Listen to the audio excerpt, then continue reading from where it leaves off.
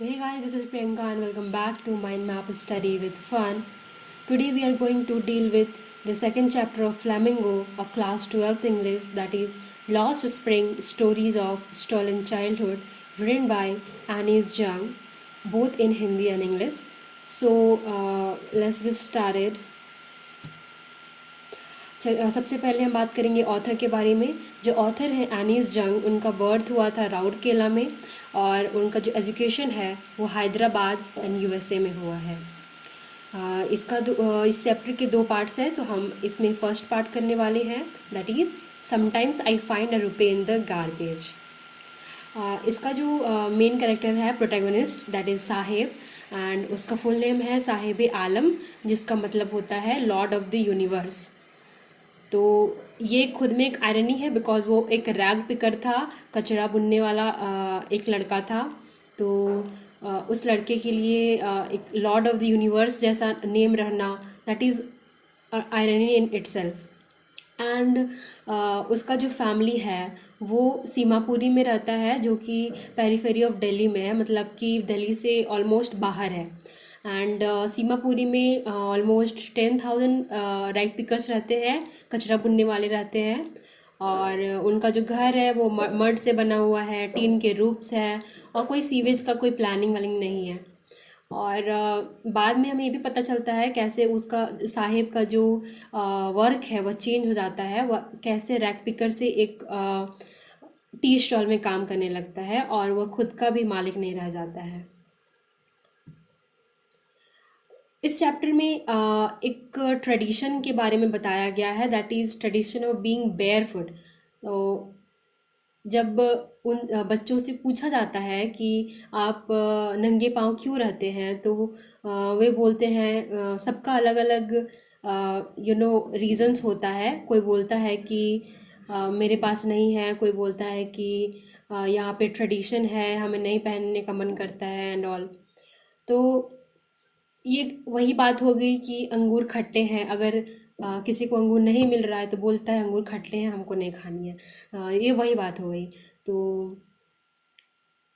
उनका एक और भी मानना है कि food is more important for survival than identity. इसीलिए वो लोग जो हैं वो बांग्लादेश के ढाका से आ गए थे सीमापुरी रहने के लिए। बेसिकली वे वॉन्डर्स थे एंड वे मतलब खाने के लिए कहीं भी भटकते रहते थे, तो उनका कोई खुद का ठिकाना नहीं था। सुबह सुबह मॉर्निंग बर्ड्स बोला गया है बच्चों को, जो कि बेयर फुट रहते हैं, क्योंकि वे सुबह सुबह गलियों में घूमते हैं एंड दोपहर तक वे गायब हो जाते हैं। That's why they are called morning birds. And इसमें एक बहुत बड़ी बात बताई गई है, दैट इज़ कि सेम चीज़ है, दैट इज़ गार्बेज। उसके दो पर्सपेक्टिव्स हैं।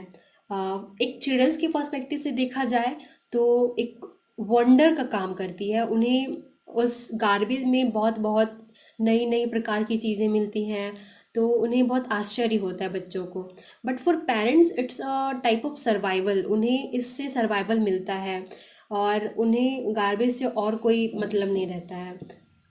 एंड हमें इसमें ये भी पता चलता है कि साहिब को टेनिस खेलना बहुत पसंद है।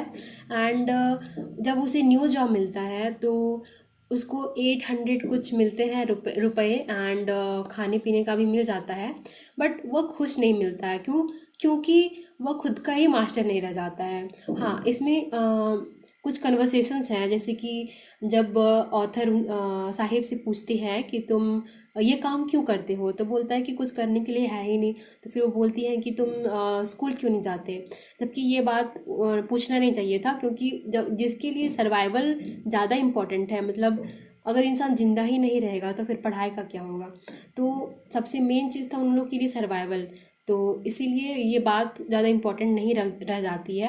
लेकिन फिर साहिब का आंसर आता है कि यहाँ पे स्कूल ही नहीं है तो हम कहाँ जाएं, तो जब बनेगा तो जाएंगे। फिर जो ऑथर है वो बोलती है हम अगर बनाएंगे तो तुम आओगे, तो बोलता है ज़रूर। उसके बाद फिर कुछ दिन बाद वो उससे जाके बोलता है कि आपने स्कूल बना लिया क्या। तो वो तब उन्हें बहुत ही खुद में शर्म आता है कि उन्होंने झूठ बोला था कि हम स्कूल बनाने वाले हैं, जबकि वैसा कुछ नहीं था। तो उन्होंने उसे बहाना बना दिया कि स्कूल बनाने में तो बहुत टाइम लगता है। तो इस टाइप के कुछ कन्वर्सेशंस हैं, इससे वहाँ का जो इन्वायरमेंट है उसके में भी पता चलता है।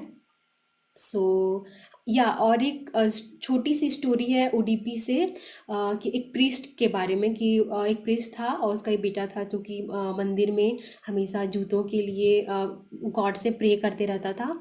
तो फिर 30 साल बाद जब वो जाती है वहाँ पे, तो वो देखती हैं कि एक नया प्रीस्ट आया है और उसके बच्चे जो हैं शूज़ पहन रहे हैं, स्कूल जा रहे हैं। तो उनको पता चला कि वहाँ पे जो मन्नत मांगा था उस प्रीस्ट के बच्चे ने, उसका तो मन्नत ग्रांटेड हो गया, मतलब कि भगवान ने मान लिया। अभी वो तो सब शूज़ में है, बट यहाँ जो सीमापुरी के जो बच्चे हैं वो अभी भी बेयर फुट है, अभी भी वो नंगे पाँव ही घूमते हैं। तो this was it, and thanks for listening and watching my video. If you like it, please like, share with your friends and siblings, and also don't forget to subscribe and hit the bell icon so that whenever I upload any video, you will get the notification. Thank you. Thanks a lot.